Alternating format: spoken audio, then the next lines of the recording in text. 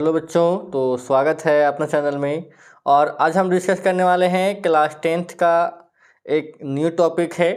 और इस टॉपिक का नाम है जीव जनन कैसे करते हैं, है कि नहीं। जीव जनन कैसे करते हैं, और इसमें हम समझने वाले हैं आपके सामने ऑल क्वेश्चंस जो 2009 से 23 तक पूछे गए हैं। देखिए, इसमें जितने सारे प्रश्न हैं ना, वो सारे प्रश्न आपके एग्ज़ाम में झारखंड बोर्ड में मुख्य रूप से पूछे गए हैं, और अदर बोर्ड के लिए भी ये क्वेश्चन इम्पॉर्टेंट हो सकते हैं। ठीक है, तो चूँकि ये जो क्वेश्चंस हैं बोर्ड के द्वारा एग्ज़ाम में पूछा गया क्वेश्चन है, तो आपके लिए भी इम्पॉर्टेंट है। तो आप इसको इग्नोर करने का प्रयास नहीं करेंगे, और इसे आप ईमानदारी पूर्वक समझकर बनाने का प्रयास करेंगे, क्योंकि टॉपिक का नाम है जीव जनन कैसे करते हैं। मतलब इसमें जितने सारे प्रश्न होंगे समझो कि इम्पॉर्टेंट ही हैं। एग्ज़ाम में आया हुआ क्वेश्चन है, फाइनल बोर्ड में आया हुआ क्वेश्चन है, मतलब आपके लिए इम्पॉर्टेंट क्वेश्चन है। तो आज आपके सामने इसी चैप्टर के क्वेश्चंस के बारे में हम डिस्कस करेंगे और समझने का प्रयास करेंगे। ठीक है, चलिए तो शुरू करते हैं वन बाय वन और इसको सीखते हैं। ठीक है, आपके सामने जो पहला क्वेश्चन है, ठीक है, वो जो 2009 में पूछा गया क्वेश्चन है, कहता है द्विखंडन बहुखंडन से किस प्रकार भिन्न है, कोई दो अंतर लिखना है। समझ में आ रहा है, द्विखंडन और बहुखंडन। ठीक है, वो क्वेश्चन पूछा गया था 2009 में। तो देखिए आपके पास जो आंसर है, द्विखंडन में कहता है एक जीव से दो जीव निर्मित होता है। मतलब द्विखंडन में क्या होता है कि जब कोई जीव होता है वह दो भागों में बट जाता है। ठीक है, दो भागों में बटकर एक नए जीव का निर्माण करता है। ठीक है, और बहुखंडन में जब कोई जीव अनेक भागों में अनेक जीव बनाते हैं। ठीक है, मतलब एक जीव से अनेक जीव जब बन जाते हैं तो बहुखंडन होता है। ठीक है, दूसरा जो आपके पास आंसर है अंतर में, कि इसमें पहले केंद्रक का विभाजन होता है, उसके बाद कोशिका का विभाजन होता है। द्विखंडन में पहले केंद्रक डिवाइड होता है, देन कोशिका का विभाजन होता है। ठीक है, और बहुखंडन में केंद्रक बार बार विभाजित होता है, फिर प्रत्येक केंद्र के चारों ओर कोशिका का निर्माण होता है। समझ में आ रहा है, जो केंद्रक होता है वो बार बार होता है, सो डिवाइड हो जाता है, और इसके फिर चारों ओर कोशिका का निर्माण होता है। ठीक है, यदि इसका एग्जाम्पल की बात किया जाए तो इसका जो एग्जाम्पल होगा, इसका एग्जाम्पल होगा अमीबा। अमीबा एक प्योर एग्जाम्पल है। जो होता क्या है वो है सो मतलब उसका आकार तो फिक्स नहीं होता है, लेकिन वह ऐसे दो भागों में बढ़ जाता है। ठीक है, इस प्रकार से। ठीक है, और केंद्रक के बढ़ जाने के बाद इस प्रकार से फिर दो भागों में बढ़ जाता है। मतलब जो अमीबा होता है दो भागों में बढ़ जाता है। और इसका जो एग्जाम्पल है प्लाज्मोडियम कह सकते हैं। ठीक है, प्लाज्मोडियम में क्या होता है, बहुखंडन होता है। ठीक है, क्या होता है, बहुखंडन। तो ये दो मुख्य रूप से अंतर थे, आप एग्जाम्पल भी दे सकते हो। आपके सामने जो अगला क्वेश्चन है, कहता है किसके द्वारा एक शिशु को माँ के गर्भ में पोषण मिलता है। एक शिशु जब माँ के गर्भ में होता है तो माँ के गर्भ से बच्चे को भोजन कैसे मिलता है, कहाँ से, वो कौन सा भाग है, कौन सा अंग है। तो आपके दिमाग में होगा, आपको ये जानना होगा कि माँ के गर्भ में एक प्लेसेंटा नामक संरचना पाया जाता है, जो माँ की भित्ति से जुड़ा हुआ होता है, वो प्लेट की तरह होता है। ठीक है, तो प्लेसेंटा जो होता है एक बच्चे को माँ के गर्भ में पोषण देता है। ठीक है, दूसरा क्वेश्चन है इसी का, स्पाइरोगायरा में प्रजनन किस विधि से होता है। जो स्पाइरोगायरा जो जीव है उसमें प्रजनन होता है, वो किस विधि से होता है। तो इसका आंसर होगा खंडन से। क्या होता है, खंडन के द्वारा इसमें क्या होता है, जनन होता है, प्रजनन होता है। मतलब एक जीव नए जीव में मतलब बदलता है, जन्म लेता है खंडन के द्वारा। ठीक है, आपके सामने जो क्वेश्चन नंबर 3 है, चित्र में बताना है, चित्र को देखकर कि यह प्रजनन किस विधि से कर रहा है ना। ये जो फिगर दिखाया गया है यह प्रजनन किस विधि द्वारा हो रहा है और ABC का पहचान करना है। एक क्वेश्चन में आया हुआ था तो हमने इसको लिखने का प्रयास किया है ना। देखो सबसे पहले इस विधि का नाम है मुकुलन। क्या नाम है? मुकुलन। ये है एक हाइड्रा है। क्या है? हाइड्रा है। क्या है? हाइड्रा। और हाइड्रा में एक जो यहाँ पे दिखाया गया है इसका नाम है स्पर्शक। तो क्या बोलते हैं? स्पर्शक। और इस भाग का नाम था, इसको बोला गया है मुकुल। क्या बोला गया है? मुकुल। तो A और B का पहचान करना था। ये फिगर दिया हुआ था, ठीक है। बस वहाँ पे A और B लिखा हुआ था, हमने इसका नाम आपको बता दिया, ठीक है। आपके सामने नेक्स्ट क्वेश्चन है, दो जीव का नाम बताना है जो मुकुलन से जन्म होता है। तो पहला नाम होगा ईस्ट। अभी हाइड्रा के बारे में बात किए थे।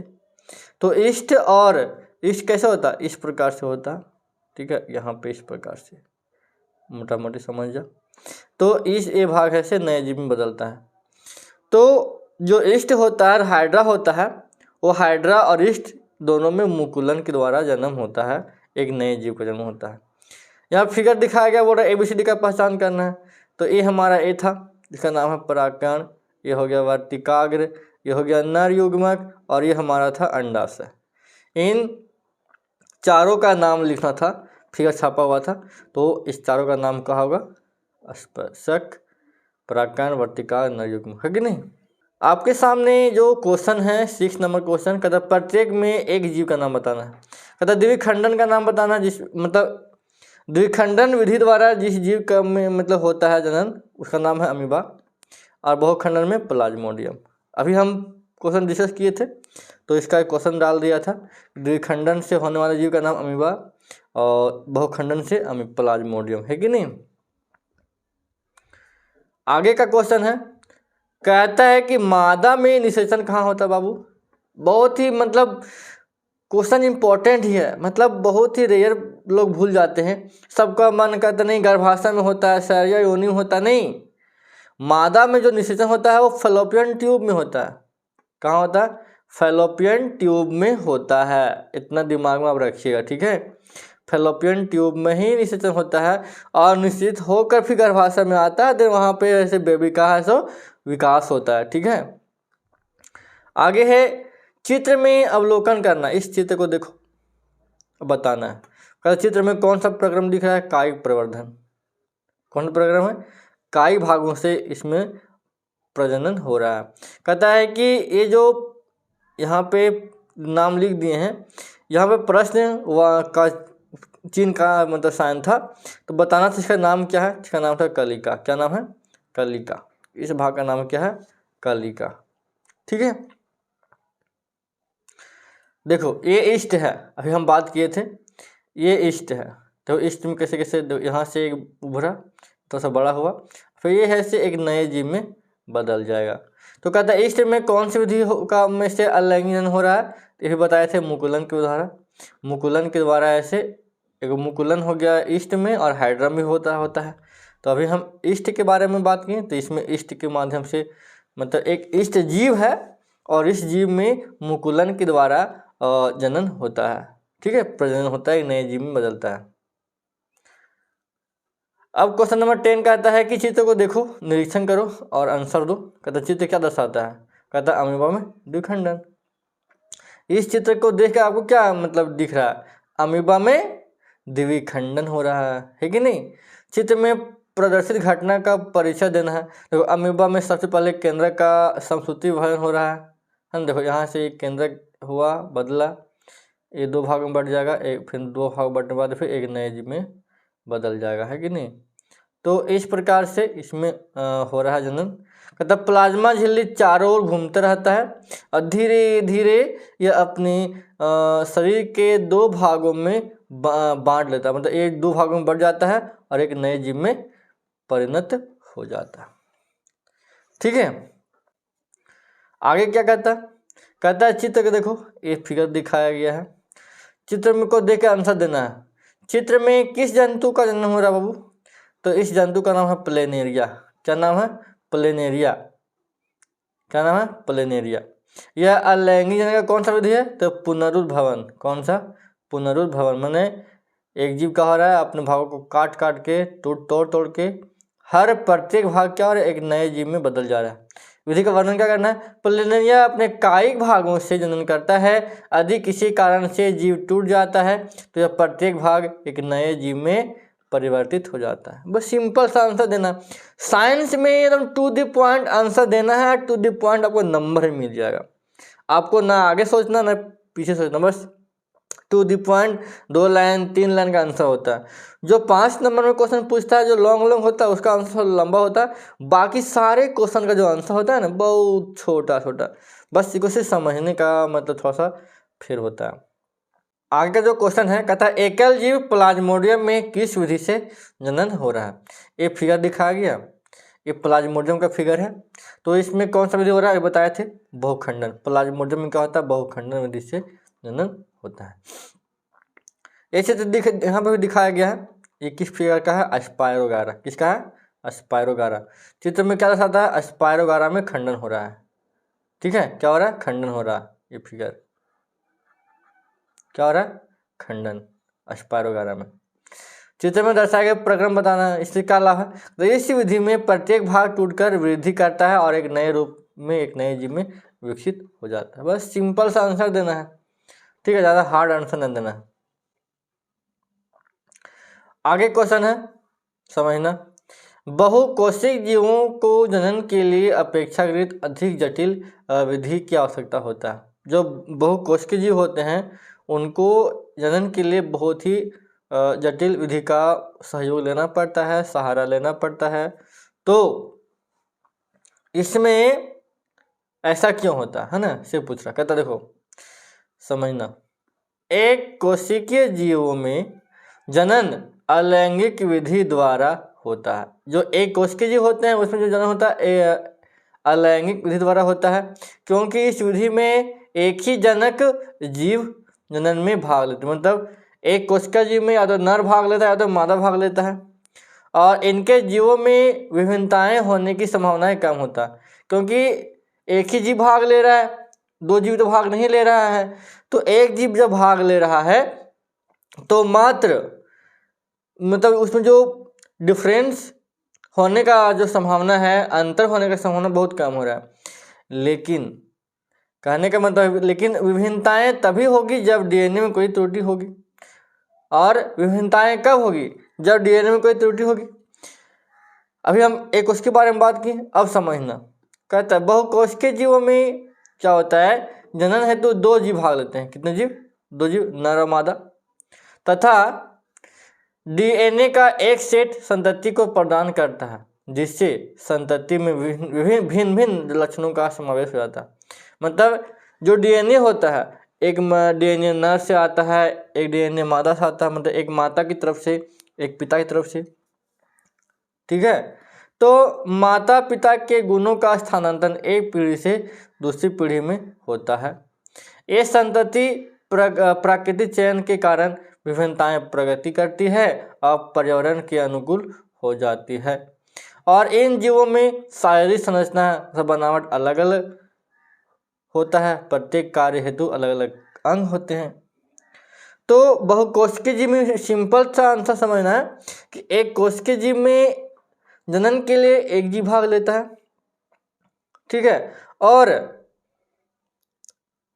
बहुकोशिकीय जीव में जनन के लिए नर और मादा दोनों भाग लेते हैं। नर और मादा दोनों भाग लेते हैं। तो इसमें सोचो कि जब एक जीव भाग ले रहा है तो उसमें ज़्यादा डिफरेंट पैदा नहीं होगा। जब 2 जीव भाग ले रहा है तो डीएनए का 2 सेट, मतलब एक सेट पूरी बन रहा है, एक माता से एक पिता से, तो अंतर होने का संभावना ज़्यादा होता है। और जैसा है तो फिर पर्यावरण के अनुसार अनुकूल हो जाता है और देन से अपने आप को ढाल लेता है। ठीक है, आगे क्या क्वेश्चन है?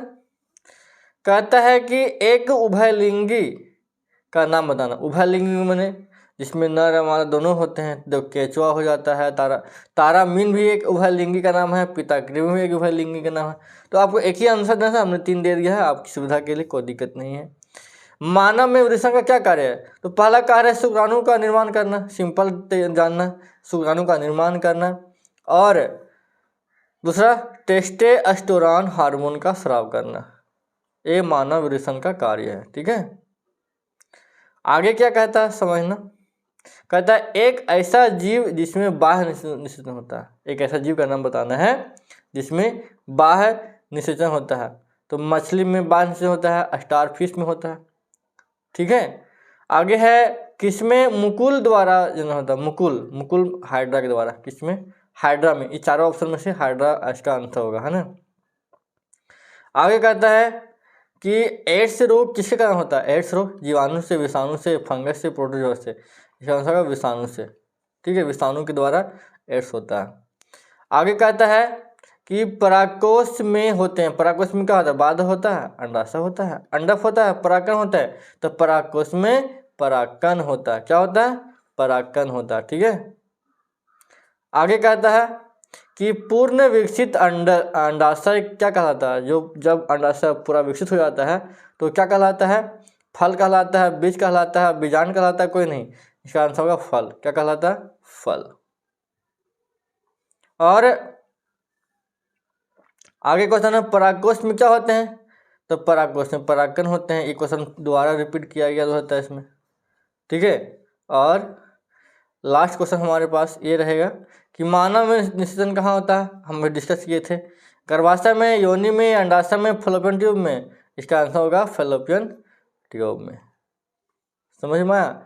तो धन्यवाद आप सभी का, जिन्होंने एक महत्वपूर्ण समय हमको दिया, और आपके लिए बेनिफिट साबित होगा क्योंकि ये सारे क्वेश्चन बहुत ही इंपॉर्टेंट थे। बहुत ही मतलब एग्ज़ाम के व्यू से कहो, हम बात तो कर चुके हैं शुरू में, तो समझ जाइए कि आपके लिए बहुत ही बेनिफिट साबित होने वाला है।